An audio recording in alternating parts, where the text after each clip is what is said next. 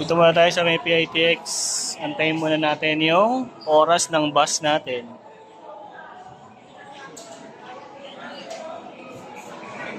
Maya-maya pa to mga bandang 5 or 6 pa sasakay. So, relax muna tayo rito.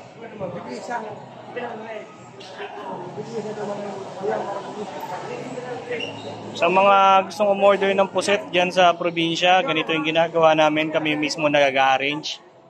Sinisecure namin na talagang safety, maayos yung pagkakabalot. Hindi talaga siya madidefrost or matoto kasi sealed na sealed talaga siya. So, message nyo lang kami kung ano yung gusto nyong orderin, tapos kami nang bahala mag-arrange at mag-ship. At sigurado makakarating sa inyo na maayos yung mga kalakal nyo.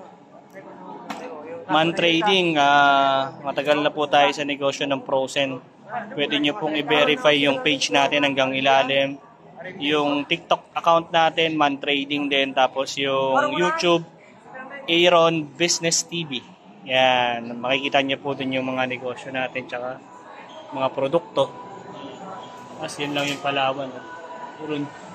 Nandun yung Palawan. Doon ako nag-claim lagi. Doon tayo PITX Paranaque.